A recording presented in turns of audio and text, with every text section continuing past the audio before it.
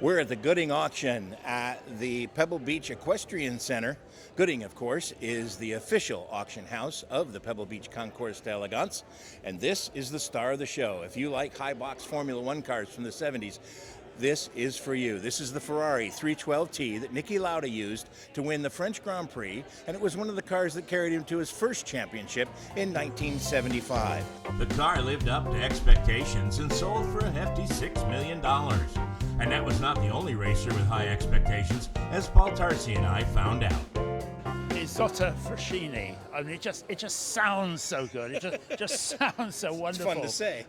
And we stand here in front of this with these huge, great exhaust pipes. The driver sitting up in the wind up there.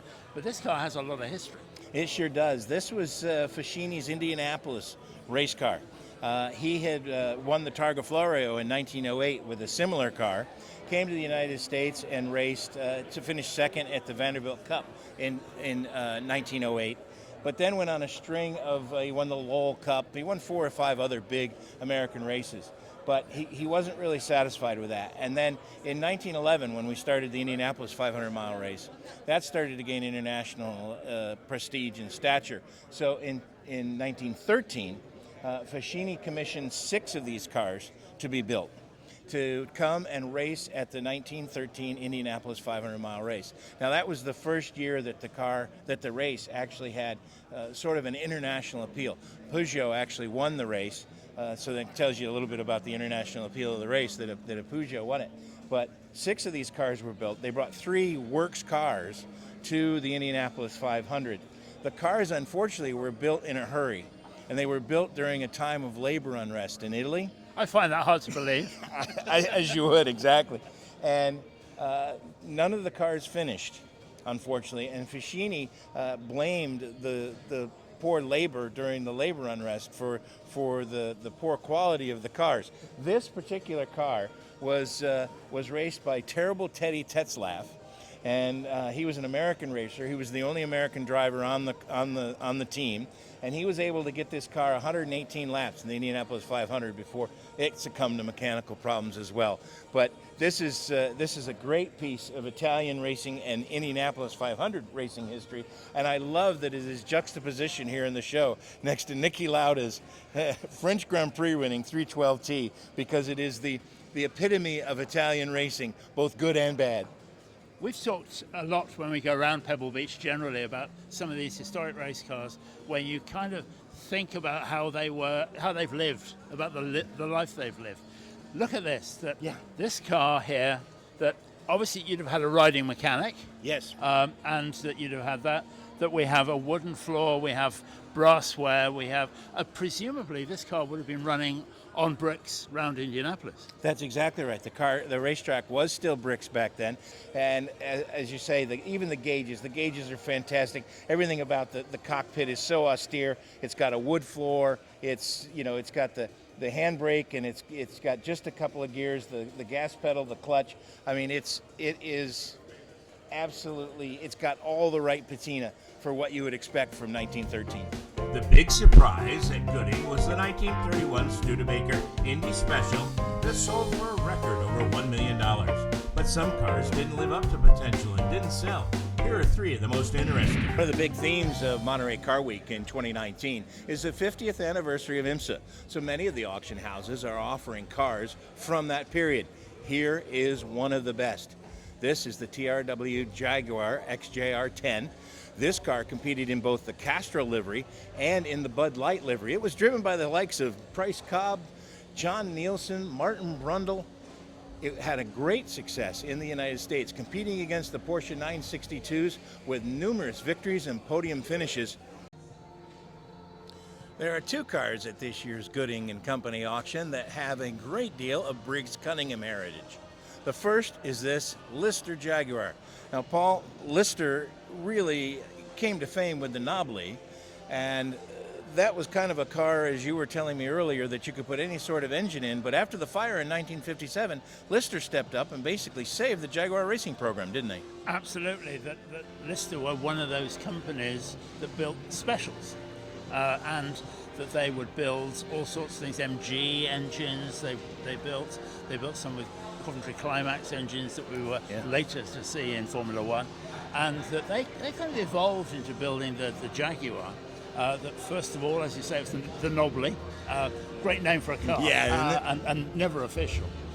And then they created this. They raced them in Europe, and of course famously in the United States as well, and as you say, with this Briggs Cunningham livery, which we all grew to know and love. Yeah, this car came to the United States in 1959 to race at Sebring under the Cunningham colors. Briggs hired Sterling Moss, of all people, to drive the car in 1959. They were running third. Moss ran the car out of gas, and instead of walking back to the pits, he hitched a ride. And from third place, they were disqualified because of that. If he'd have walked back with the gas can, they would have been able to carry on. This car, with initially the 3.4, then the 3.8 XK engine, it was kind of different because the D-Type Jaguar, built by Jaguar, was very much for Le Mans.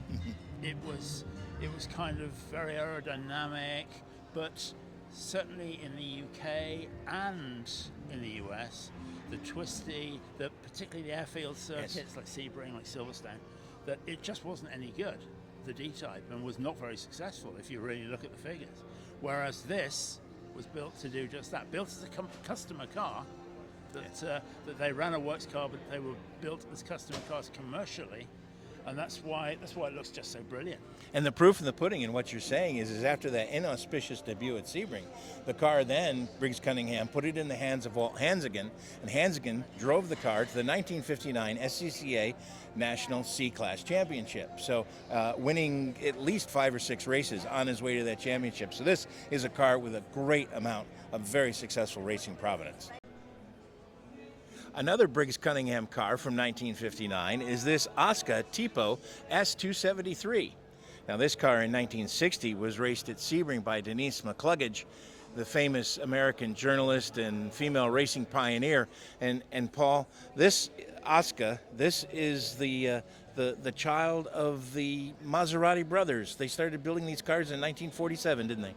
It's amazing, and Maserati went in and out of bankruptcy like a fiddler's elbow, that it was all the time doing that. And I think this is one of those iterations, isn't it? Yes, it is. That the three brothers came away and built this car as an Oscar, because I think by then somebody else owned the family firm.